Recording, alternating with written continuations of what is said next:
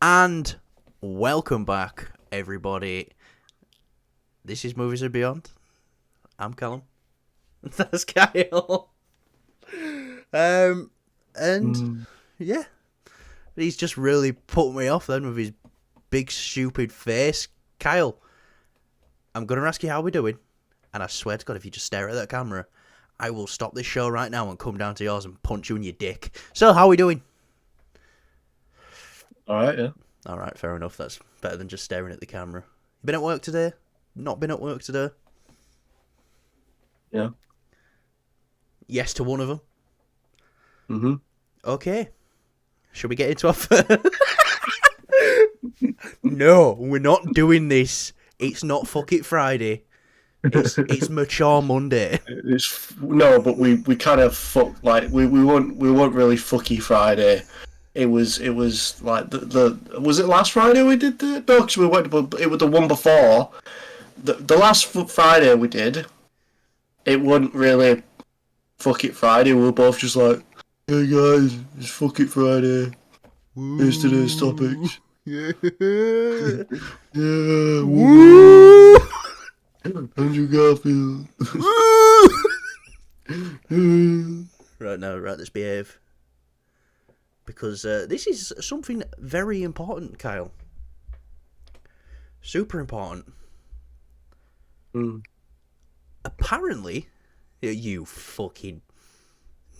You know I'll punch you in your dick next time I see you. Oh yeah. I do. Right, anyway.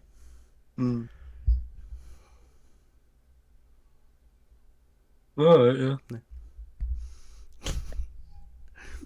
Go on. I've seen them fucking lips move, boy. Apparently the MCU is rebooting after Secret War. Oh yeah. Apparently the MCU is going to be rebooting after Secret Wars. More of like a soft reboot. This is coming from a trusted industry insider. Can we get some toast? But apparently this has been the plan all along. You know, this isn't just because Marvel, in people's opinion, have had some mediocre projects lately. This was always been the plan. A reboot after Secret Wars. And I think once, realistically now, when all the strikes have been and gone and happened, I'm not holding out hope for Secret Wars in 2027. I'm saying 2028. That'll be 20 years of the Marvel Cinematic Universe. I think that's a good time to reboot. Now, they do say a soft reboot, because I can't imagine them introducing someone like the Fantastic Four and then not having this Fantastic Four carry over into the new universe. But I think it's so they can go back, get these characters again. Don't think they have to tell origin stories or all like that. Or they can. Completely up to them. But what do you think about the MCU rebooting after Secret Wars? Well, what happens after Secret Wars? Don't the universe just kind of collide? The two universes, the two Earths. Funny enough, this is something where I've got a better understanding of the DC version of it, of Crisis on Infinite Earths, where that happened, and then I'm pretty sure that after that was the New 52, where they streamlined everything and brought it all as one with the New 52, the Jeff Johns runs. But I do see this working from a business standpoint, and a storytelling standpoint as well. Like, if this has been the plan all along to reboot after Secret Wars, it kind of makes sense, and it kind of makes sense why we've got no mutant projects coming up. Yeah, we've got mutants dotted here and there, but it's multiversal and stuff like that. So maybe when this new universe is reset, and it might reset, and it might still be Phase 7 that comes, and it could be the mutant saga, but mutants are going to be there from the beginning. We're going to have a new Captain America, a new Iron Man, a new Thor, maybe. Definitely them original 6 Avengers we're going to have new versions of. But what do you think on a reboot? Like, what's your thoughts on a reboot? Would you want to see it, or do you just want to see this keep going and keep going? It would be cool to keep it going and going and going, but at the end of the day, everything gets rebooted. Even a whole universe will get rebooted. So, I I like this idea that it ties in. So, like, I like the fact that it still makes the first, MCU Yeah, phases canon. It still makes it all canon. It's just technically, it's like a soft reboot, like you yeah, like said. a soft So, reboot. Because again, I don't imagine them introducing the Fantastic Four in 2025, and then having these people they've cast, and it's like, all right, full reboot, everyone's getting changed. I do see it being like, all right, no, here's, that Fantastic Four staying. We're gonna have like characters they're not able to use now, like Steve Rogers, Tony Stark, stuff, people like that, getting new ones, which the fan base is gonna be completely against at first. But I think if they get their one last ride in Secret Wars, I think that might be a good way to, justify it. So, yeah. And like, Kyle, let's say it is 2028 that Secret Wars does come out. That's 20 years of the Marvel Cinematic Universe. Still, this is still the most successful movie franchise in the world. I don't care what people say. Yeah. Oh, they're like, Ant-Man and the Wasp flopped. I sent you something earlier, didn't I? Did you see it? today, Yeah. I think so. I was at work, so Ant-Man and the Wasp. I'll be honest. I'm completely scared about opening shit you send me while I'm in work, All right. especially videos. It's not a happening. video. Ant-Man and the Wasp, Quantumania, now might be a big flop, and I'll say it is a big flop, but if you combined all of DC's box office this year so far, yeah, I know Blue Beetle's just opened, we're going to talk about that later, Ant-Man and the Wasp has made more money than them 3 films combined from DC. They don't even have to add Guardians on to beat DC this year. So, yeah. But, people are going to say, "Oh, Marvel had a head start." It's like, well, it don't matter. It's still successful. I'd say anyway. before the MCU, DC were more popular. DC had a head start. Exactly. Definitely. But yeah, Reboot, I think it's a great idea. I do. And it also, it can bring that little bit of closure like we did get after Endgame. We'd got some closure, and we remember us both sitting outside that McDonald's at, nearly 4 o'clock in the morning and just looking at each other. And it was weird because we was happy and we was excited. We'd just seen the film, but we both looked a little bit like, what now? What? We both said to each other, what now? And then we got that Comic-Con, 2 months later, and, there was all these announcements, and most of that's come out now. And, I'd say it was like a 70-30 split to stuff that were good to stuff that was mediocre and bad. But yeah, and I want to stress, I don't think this is a quality thing. I don't think Marvel are because Marvel has never been a reactionary company. They've never run round going, oh, they don't like this, so let's do this. They're not Star Wars. Except for Captain Marvel. They're not Star Wars and they're not DC. So I do believe this has been the plan all along. Makes sense. One more question for you though. Do you think this could be Kevin Feige's last couple of phases at Marvel? Or do you think they'll keep him around to see I think so, because he in wants this new era? I think he might send it off he has a send off in it, and he lets new people, new blood take on the role that he's had. Like I said, he's not particularly that old, but he's not young either.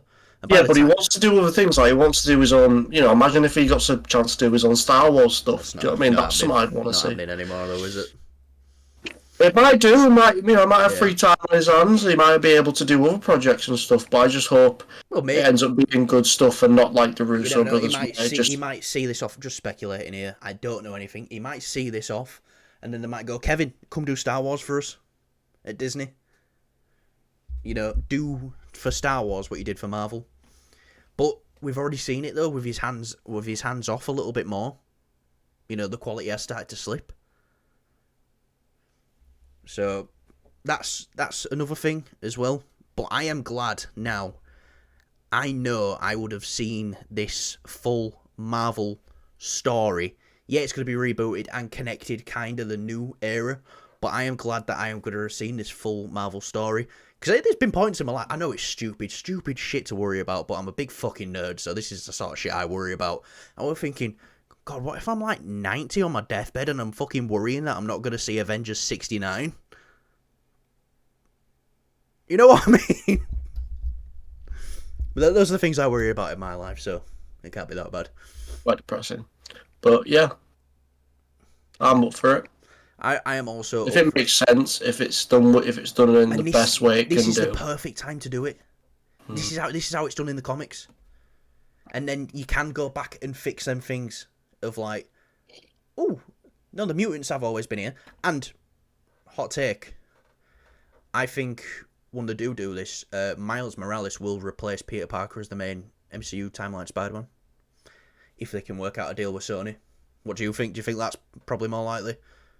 Very possible, yeah. Yeah. I would like to see Peter take on that mentor role on Miles. Yeah. And it works so well in the game, and like we only get like a tidbit of it, but it just works so well in the game, and I can imagine Tom Holland Spider-Man having to grow up more and take this responsibility of like, all right, I've got to kind of pass the mantle over here a little bit. And you know, Chris Evans ain't old as well. He ain't an old guy. They could possibly, you know, for the reboot of Captain America, get him back. I do think they'd want to go with a younger actor, but they could go, all right, in this timeline, you know, shit, dobbly doop, scobbity bop bop. It works like that. Here's Steve Roger. I think there's a more of a chance of Chris Evans coming back as the Human Torch. So you really think in Secret Wars they're going to pass up an option to have him as Captain America on screen one last time? No, I think he will, but I don't think further on after that. I think no. I don't think after. I'm just saying it's what I thought you meant. Possibility. I'm saying it's a possibility. You know, you never know, because he could have had this time out and then go, right, I want to go back to Marvel, and I don't think they'd say no to him. But Kyle, sticking with the Marvel news, Thor 5 is in development, and Taika Waititi is in fact in talks to return to direct. Right, first things first. One, I don't know what this does to his Star Wars film. This kind of shuts down his Star Wars film now, especially because he wasn't there on stage when they was announcing all 3 of them new films that they're doing. I think his Star Wars film's dead. And 2, the fucking outcry there has been because Taika Waititi might be directing this is fucking ridiculous. We are very, you know, movie fans, we don't have long-term memory, we've got very short-term memory. Now, I admit, I am one of the few people who like Thor Love and Thunder. I do like it, I thought it was funny, I thought it was a fun time. Yeah, it got a bit silly sometimes, but I do like this film. But the fan outcry for Taika Waititi possibly returning to direct this has been ridiculous. You're telling me you do not want possibly one of the greatest directors working today doing your Thor film? Are you fucking mad? Are you fucking insane? This guy's amazing. He's an amazing director. Yeah, Thor 4, Love and Thunder is not his strongest film, but there's Jojo Rabbit, which is an amazing film. Oscar-winning film for him, by the way. Have you seen Boy? That's great. Hunt for the Wilder People. That's great. What We Do in the Shadows. Great. Taika Waititi is the man who made you fall in love with Thor in the first place, with Thor Ragnarok. Listen, this is one misstep. I'll say this just real quick. I'm agreeing with everything you're saying. I just hope we get to see Thor being taken a bit more seriously. Yeah, and this like I said, this is the, you know, like, more serious than how he was in Ragnarok. I want like a nice balance between how he was in Ragnarok and how he was in his OG films. I want to see a more brutal Thor after being sort of worn torn. He's aged up a little bit more. Like people complain a lot about Smart Hulk and how Hulk was nerfed. After his own film, and I'm like, I can see that. I get that. I mean, I saw a clip of the is it Banner, the actor who played the Hulk in the 2000s Hulk film, and just how crazy strong that Hulk was. It's like, I'd love to see that Hulk come back, like a stronger, brutal Hulk, instead of the more, a little bit casual. I get it, they're doing something new with him, and that's what I want for Thor. I want him to just be brutal. I want him to be... He's Thor, do you know what I mean? Like, he's a Norse god. I just hope that when they do, if they do this film, that they really amp up the seriousness of the of the God of War, who's set to appear. Hercules. Hercules, that's it, yeah. Yeah. Sorry, I do think Hercules will be maybe an antagonist, maybe not the villain, but an antagonist. They'll probably end up working together. But just 1 minute, I'm going to finish my Taika Waititi defending rant. So yeah, all these people have been complaining. I think you're dumb and short-sighted, because I do think he is one of the greatest directors working today. And if you can't see that, and you can't look past that, and yet he's made one misstep, and you're like, no, keep him away from Thor, keep him away from Thor. I'd like to see you do a better fucking job, because Taika Waititi can do. Yeah, but here's the thing, though. Here's the thing, Colin. Right? They don't go bitching to fucking Kevin Feige whenever fucking we get a Quantum Mania. We don't see anyone bitching about that. Like, Kevin Feige has a big part in these films. Yeah. And everyone knows it. But they never. Yeah, exactly. They never blame anyone else. It's like, people can have missteps. People can make mistakes. Yep.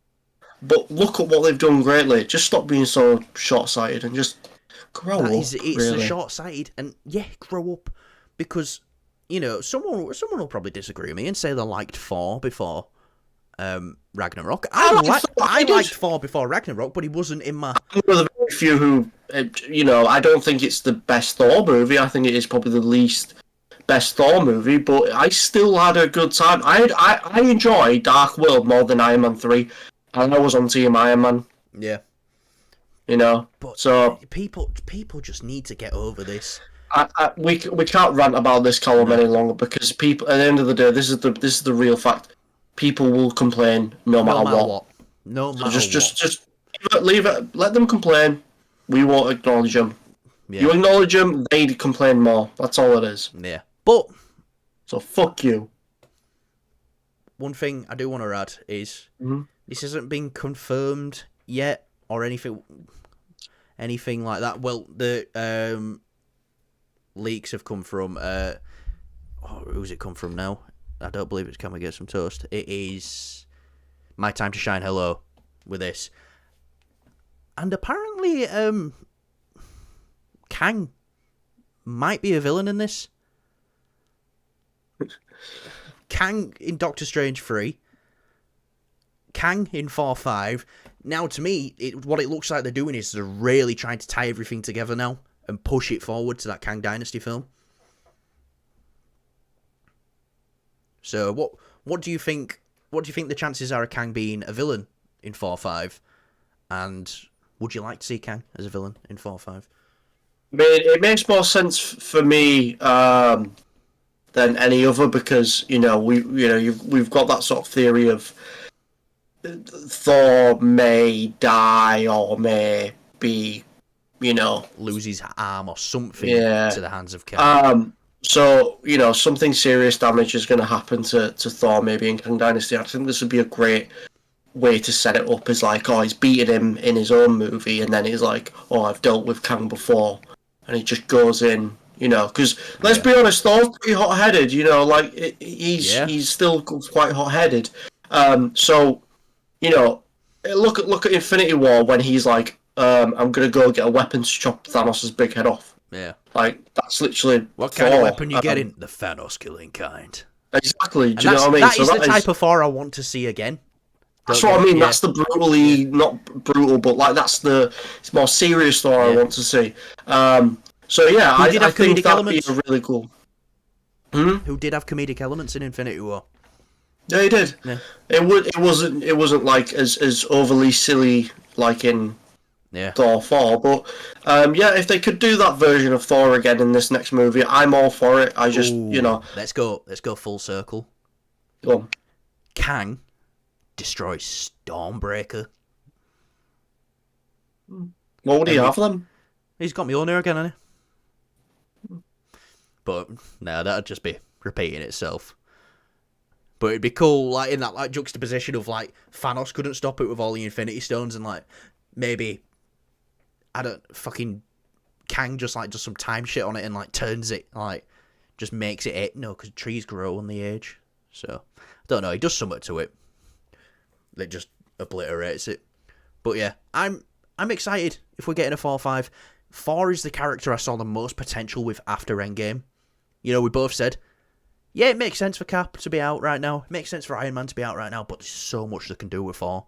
And there is so much they can do with Thor. Yeah, there was wasted potential with God the God Butcher. Yeah, the film was a little bit silly. But if Taika Waititi's doing this, I'm 100% on board. Because would you agree he's one of the best directors working today? Yeah. Yeah, right. So, I think his Star Wars film's out the window, but still. I'll be honest, there is no... I'm not, like I said, it really pisses me off whenever we talk about the Star Wars movies that are supposed to be coming out. They are not coming out. I haven't seen anything about them. It's not happening. Yeah. Not happening. Disney, go announce all the Star Wars movies you want. Get all those fucking... They're doing it for stocks. That's literally all they're doing it for. It must be at this point. We haven't seen a fucking Star Wars movie. They've brought fucking Rey. Like, we were supposed to get movies way before that. Yeah. Like, what the fuck? Seriously, like, stop announcing these fake Star Wars... It's fake Star Wars movies. Fake Star Wars. Fake Star Wars. Hey, honestly. We need to get you a hat that says "Make Star Wars Great Again," and then like a T-shirt that says "Fake Star Wars." Yeah. But I'm all about that fake Star Wars, Disney. Yeah. Something that does look interesting. Something that I actually forgot about. The Monarch, Legend of the Monsters TV show. I hate that name. I know it's a bit long-winded, isn't it? But you know, we got some new pictures. Kurt Russell and Wyatt Russell in this? Do you know the story of that? No. Would you like me to tell you? Tell me. As far as I'm aware, if I'm not mistaken, I read it up, is that... So, this movie's going to be set in the past and in present. Oh, right. He's going to play his younger self, and then he's going to play the older version of the character. All right. Which I think is a really fucking cool thing to do. It's like when Ice Cube got his son to play himself in Straight Outta Compton. Oh, I love that film. But... Oh, right, that's... Yeah. Because they want to go into the stuff about when they've first discovered the monsters, and they're probably going to go into a little bit of Godzilla's origin a bit. Because they don't really do that in the movies, do they? They just kind of like, Godzilla's here, and he's always kind of been here, so... And this is going to tie in with the Godzilla film and the Kong films, isn't it? Yes. So it's all tied in with the monsters universe. Yeah, and we're getting a Godzilla vs Kong 2 as well, aren't we? I think next year or year after. Mm-hmm. Do you know? I wish we could have seen that film in the cinema, Godzilla vs Kong, but ours wasn't open, was it? So we just watched it. I like the whole. I like the whole Godzilla and the King Kong and them going head to head. I like the big mech as well. Yeah. That was cool to see. I just didn't really dig the story of them discovering that Mechzilla thing. It just kind of like Millie Bobby Brown character, kind of. I was just like, fucking go away. It's like with movies and like this. It's like I don't want to be doing the people stuff. I want to get to the monsters. But saying that, Kurt Russell, Wyatt Russell. This is something I'm into because it's not going to be silly. Like, they broke into a high-tech facility and discovered, like, a super top-secret project, and it's like, fuck off. Like, just, no.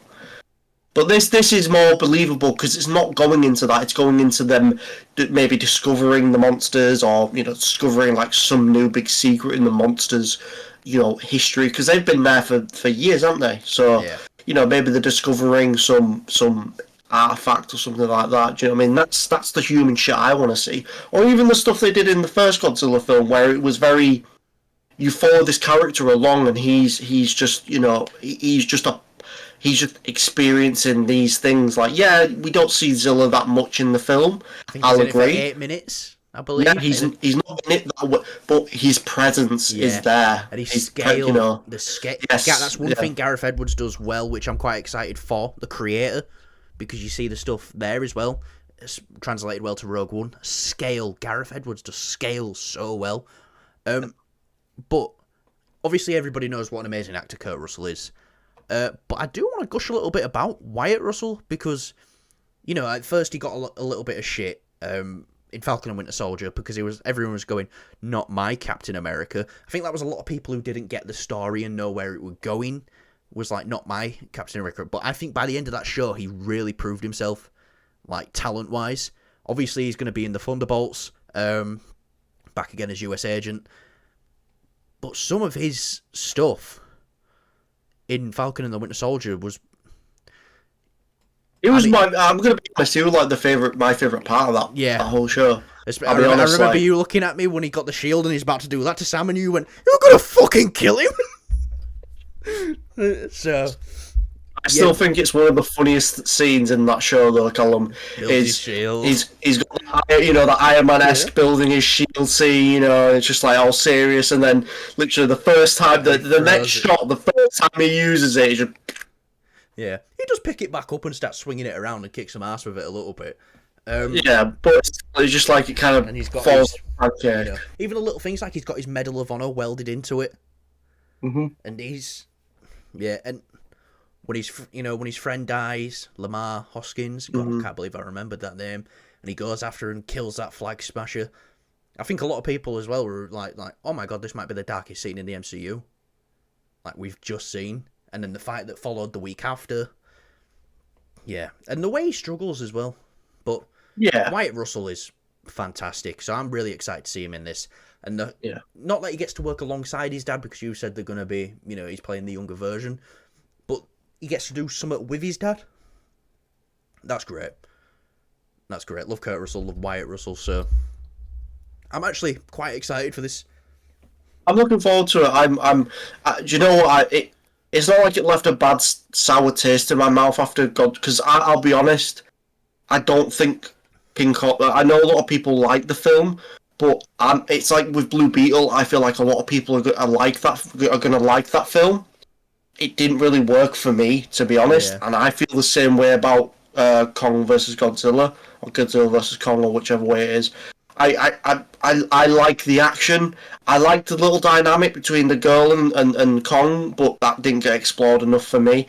I kind of like what the thing they were doing with Godzilla, and that he wasn't senselessly moved, but for some reason he was able to figure out that they were building this mech-Zilla thing, and I was, but the main problem in that film for me is Billy Bobby Brown's character doing all that shit and discovering... Not that she's a bad actress, because I think she turned out to be a great little actress, but it's the facts of that story in general. It's so annoying. It's annoyingly sort of generic and kind of lazy. Like it reminds me of like what they do in video games a lot now is you always play as the rebels in video games and stuff like that. And I'm sick to death of seeing this just a generic, boring, bland thing where it's like, oh, rebels are managed to fucking fight off tyrants that have all the weapons in the world. Do you know what I mean? It's that same thing of like, she's just a girl who's speculating online with some random dude she met. They go off on a fucking in a van together. Why THOR? And then they discover probably the biggest secret. Yeah, she. If I'm not correct, she was in Godzilla King of the Monsters as well, wasn't she? Yes, she was. Yeah. I liked her better than that. Not to say I don't like. I'm not saying I don't. She's great as 11, of course. just I stop doing stupid shit to these characters. Like you could have done something really interesting with it. Because I do feel like the human element works a little bit better in the first Godzilla film with Aaron Taylor Johnson, and yes, that is the best part of the that is the best human element I've seen in a these film films. like this. Like, yeah. And just like the stuff on the train and stuff. Oh yeah, it's great. But Kyle, obviously, Blue Beetle came out last weekend, on Friday night. We went and saw it. I'd say we both liked it. Yeah. Did you? Be honest with me right now. Yeah. I did love it. I didn't love it. Yeah. Yeah. And I didn't hate it. I didn't love it. Yeah. I'm in the middle of I like it. But this weekend, it's only managed to pull in 25.4 million in the US box office. I'm pretty sure it's around 40 million worldwide, which is kind of to be expected because how empty was our cinema was about half full. It was quite dark when we got there, but I did try to have an eye of the scene without looking like a weirdo. Of there's so many people here. This is when we went in, there was no one else that came in after us as well. So that's also something to, and if you can't get a feel of the cinema, just if loads of people coming in after the film has started, then that's the cinema's getting quite full. And there was only 2 showings the day the film came out in our local theatre. None in special screens, none in IMAXs. So I think that might have impacted it a bit as well, because we go see everything in IMAX if we can. Even if it's not filmed in IMAX, it's just the theatre we prefer to be in because the sound's a lot better. It's really quiet in normal cinema. Yeah. But yeah, 25.4 million. Now, this is better than the original projections. This is more in line with the second projections we got, where it was saying it was going to do between 20 to 30. And hey, it did that. It got between 20 to 30 million. But this film ain't going anywhere else after this. Shazam! Fury of the Gods opened to 30 million. And that film, I'm pretty sure, I think it might be worldwide, hasn't even hit 130 million. Worldwide. I could be wrong on that, but I'm pretty sure it's worldwide. It hasn't hit 130. Or it's hit 130, but just over. Just a little bit. So I don't think it bodes well for Blue Beetle. I don't think it's going to... I think it'll hit 100 million. Maybe. But... What was the budget of this film? Do you know what? I don't know. Good question. Have a quick look for us. I can't. My keyboard's kind of in a weird position. So I keep my... You got a phone, haven't you? Sorry, I would do mine, but mine's my light. Yeah. I am going to get us some better stuff. So, I think that's something we do at 50 subscribers. We know we're going places. Budget 104 million. 104 million. And now there's marketing on top of that as well to get it into this film is not making its money back at all. So if this film makes, this film needs to make about 200 million then to break even. No, let's say it needs to make about 150 because the marketing hasn't all been there. So if I just put in here, I'm on Google right now and I just click on Blue Beetle showtimes.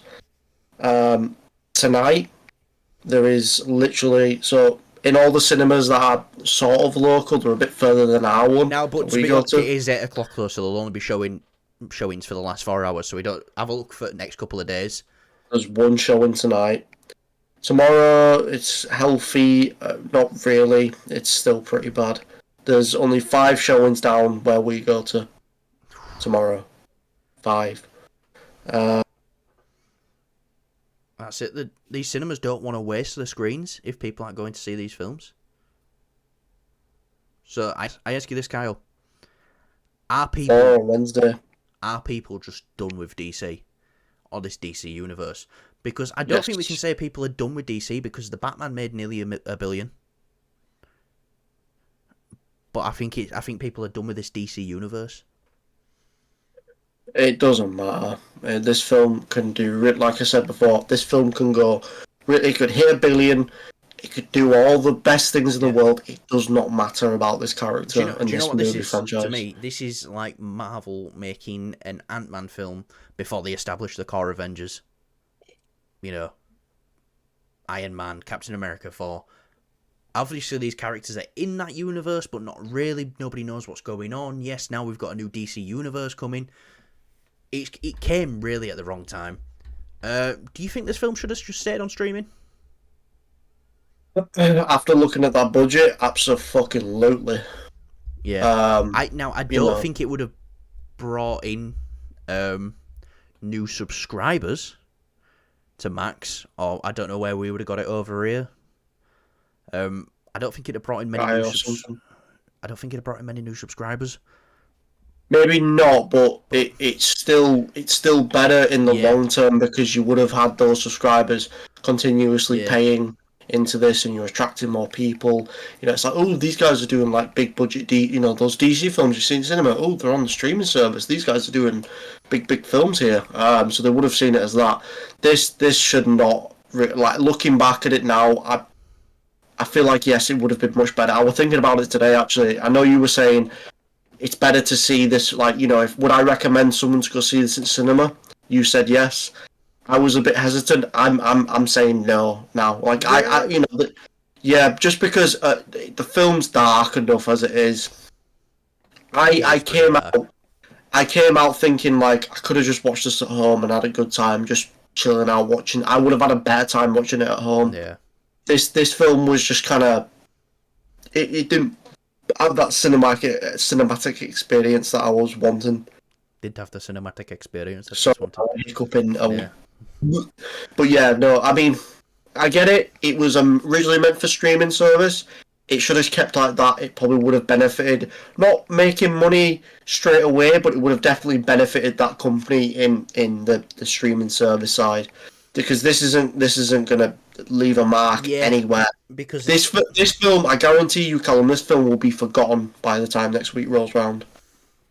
Yeah, but I do want to give it credit where credit's due. It managed to dethrone Barbie in Barbie's 5th weekend. Do you know how much Barbie's made in its 5th weekend? Money? 21 million. And this is Blue Beetle's first. Yep, he's drinking. So yeah, this. No. I've been sober for a whole 24 hours. No, that's not good for you. So, DC. I'm going to say something funny then, but go on. DC, let's bring on the reboot. I'm interested to see what Aquaman does. I think, honestly, right now, looking at it, I don't think Aquaman's going to make more than The Flash. I don't think it's going to be a good film at all. Well, I ain't seen much from it, so we can't really go on quality-wise. And I do like James Wan a lot, but I do think it's not going to make money. Yeah, it ain't doing what Aquaman 1 did. I don't even know how Aquaman 1 did that. I don't even think it's making half of what Aquaman 1 did. Mm. I don't even think it's going to make a quarter of what Aquaman 1 did. But we have got Ahsoka coming out on Wednesday. And, some people have seen the first episode and they've, not reviewed it, but have let the reactions out. A lot of people are saying these first 2 episodes of Ahsoka are great. Now, Disney Plus can start strong and end in disappointment. But I gotta believe that Dave Filoni did his creation service. I've gotta believe it. I can't think of him. I think this will be good. I have faith in this. I'm looking forward to this. I mean, like, don't let Secret Invasion. Like, I'm one who's I dislike a lot of the Disney Plus shows. The way the format is done. You know what I mean? So, like, I hate the run times. I hate how we're getting very few episodes. I hate how it's basically a movie cut into episodes and just stretched out for to become an episode. Star Wars, it's still a little bit of an issue there, but it's not as bad as when Marvel does it.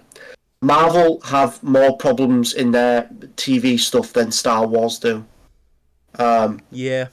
You know what I mean? Like Mandalorian, yes, season 3 wasn't great, but we can all agree it's better than Secret Invasion. You know? Yeah, and I like season 3 of The Mandalorian, but it's definitely Yeah. the weakest season. Yeah, exactly. But it's still it's still good. It's still something I would recommend watching. Yeah. I wouldn't after watching the finale of Secret Invasion, and you know, as a show as a whole for the show, I can't really recommend it to anyone. I've told people who are watching it, you know, I remember someone started watching it who I work with the day before the finale came out. It was, I just started watching that Secret Invasion last night. First episode was pretty good. I came in next day, I said, don't finish it. Don't finish it. It's not worth it. But this... Look, if people are saying this is good, it's great, it's off to a good start.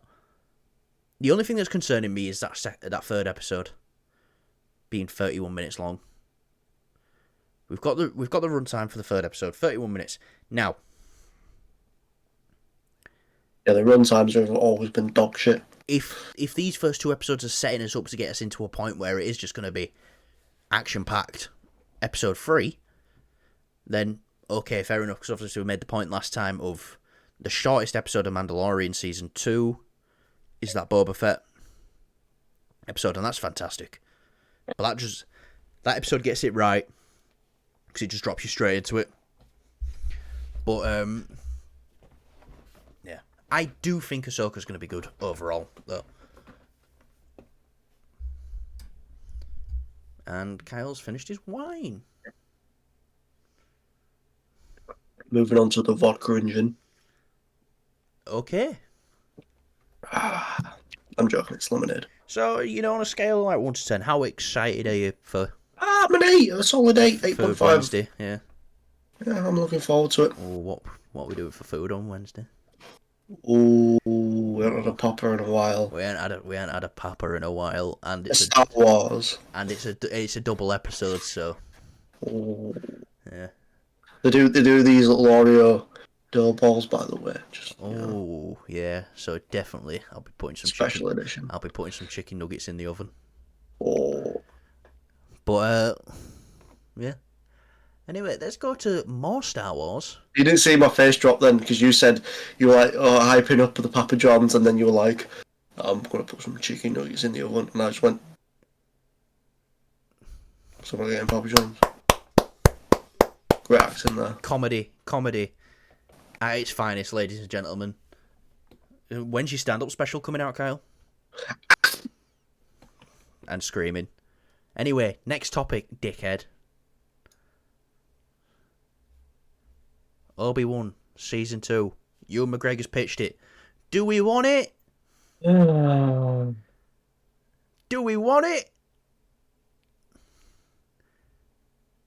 Listen, right, Obi-Wan Kenobi should have been a fucking film, right? It should have been a film.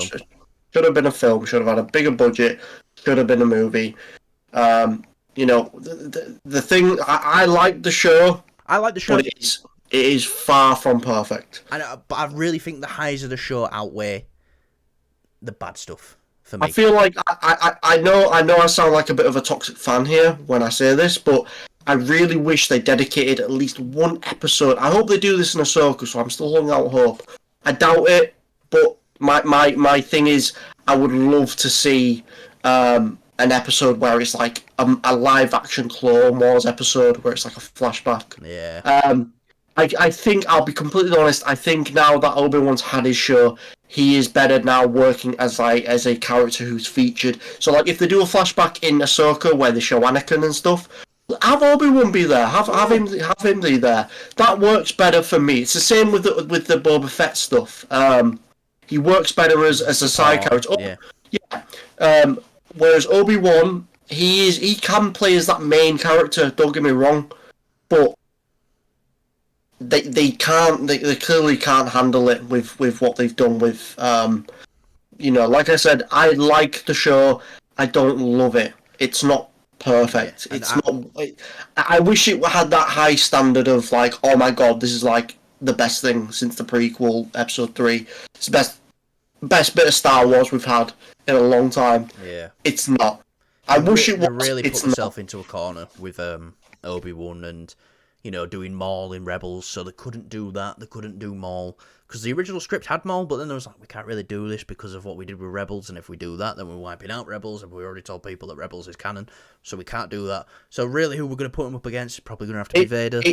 The thing is, it focused too much on that Inquisitor that no one gave a shit about. Reaver. Like you had like I liked her character. I thought she was... the first 2 episodes, I thought she was great, but then the stuff she was doing later on didn't kind of make sense. Yeah, so it begs the question of like what the fuck was going through their heads, because it's like you had one of the most famous Inquisitors in Star Wars. What's he? Which one is he? He's the dude with the freaky. The Grand Inquisitor. He looks fucking... I don't care what you say. I know he's not meant to look like his Clone Wars counterpart, or not Clone Wars, sorry, his Rebels counterpart, but he looks fucking... It looks bad. Well, if you look at the Powans from... I'm pretty sure it's Powans. Powans. Yes, episode 3. If you look at the ones from episode 3, then...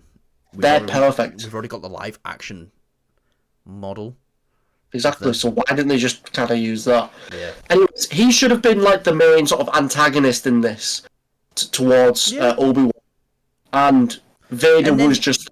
If you wanted to do a season 2 build up to Vader,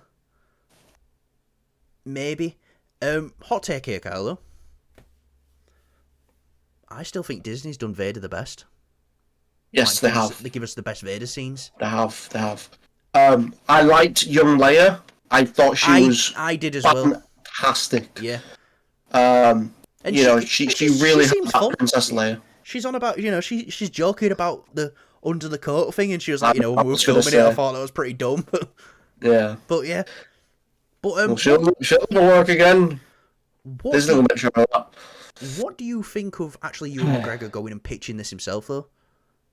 Because this is what Ewan McGregor has pitched it himself to Disney. Clearly he loves this character, and he wants to keep playing him. But if there's no story to tell...